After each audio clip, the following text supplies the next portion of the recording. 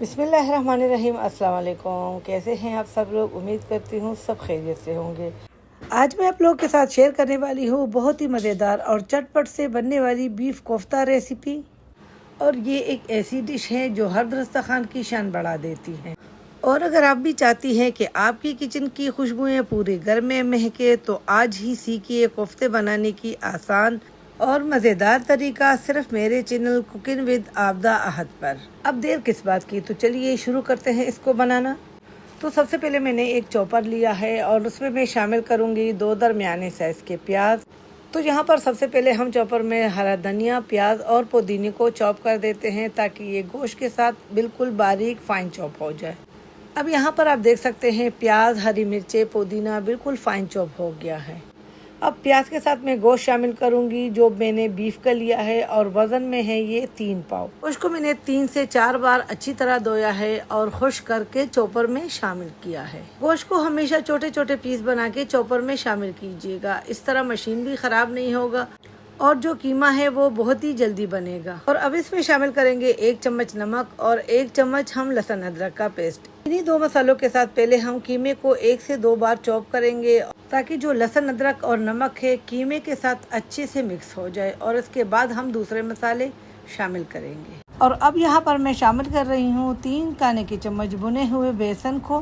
बेसन शामिल करने से हमें ये फ़ायदा होगा कि अगर प्याज का पानी निकला है कीमे के अंदर तो वो पानी इस बेसन शामिल करने से खुश्क होगा और हमारे कोफ्ते टूटेंगे नहीं। और इसके साथ ही मसाले शामिल करेंगे 1 छोटा चम्मच कुटा हुआ ज़ीरा, 1 छोटा चम्मच लाल मिर्च पाउडर, 1 छोटा चम्मच हल्दी पाउडर, 1 छोटा चम्मच हम शामिल करेंगे इसमें कुटा हुआ धनिया और आधा छोटा चम्मच हम गरम मसाला शामिल करेंगे। अब दोबारा चॉपर को बंद करके इसको चलाएंगे मसालों के साथ ताकि कीमे के साथ मसाले अच्छी तरह मिक्स हो जाए और कीमा बिल्कुल बारीक पिस जाए। अब यहाँ पर हम चॉपर को 2 से 3 दफ़ा चलाएंगे वक्फे वक्फे से। जितना कीमा बारीक होगा उतने ही आपके कोफ्ते शानदार बनेंगे और टूटेंगे बिल्कुल भी नहीं। अब यहाँ पर आपको नज़र आ रहा होगा कीमा बिल्कुल ही बारीक पिस चुका है।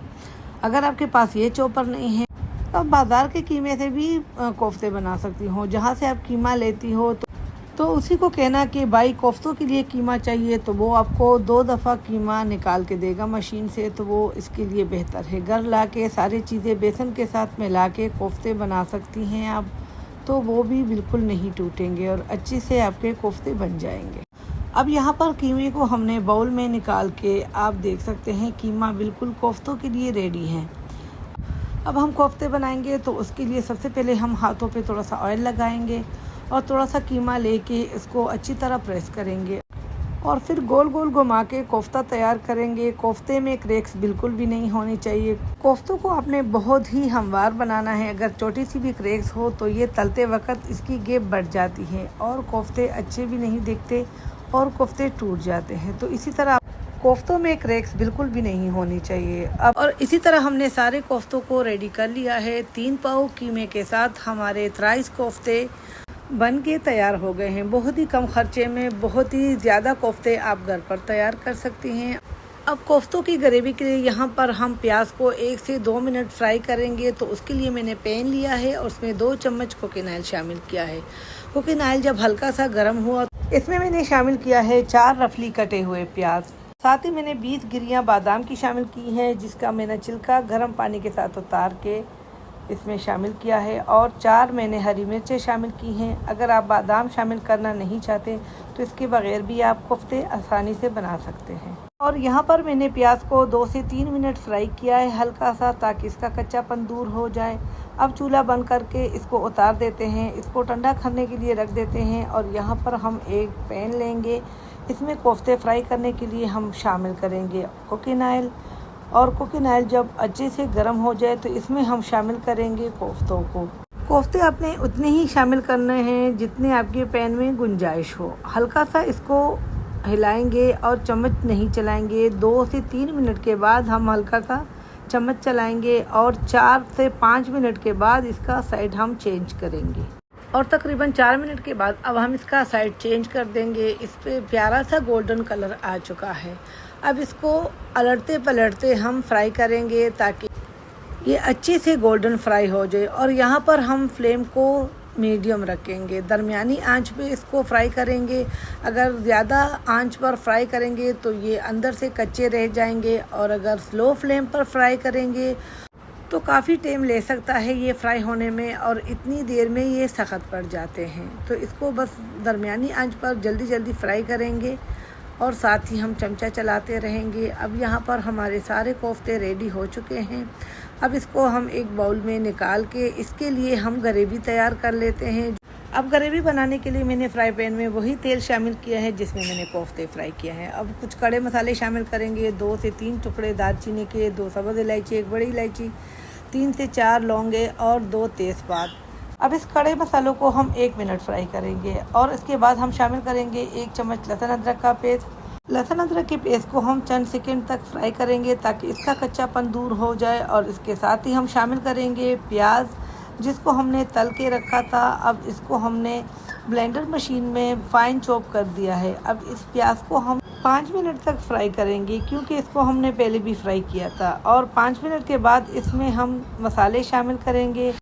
मसालों में सबसे पहले हम छोटा चम्मच धनिया शामिल करेंगे, 1 छोटा चम्मच कुटा हुआ जीरा शामिल करेंगे, 1 छोटा चम्मच हल्दी शामिल करेंगे, 1 छोटा चम्मच कश्मीरी लाल मिर्च। अब इसको मिक्स करेंगे, और हस्बे ज़रूरत हम नमक शामिल करेंगे, क्योंकि हमने कोफ्तों के साथ भी नमक शामिल किया है।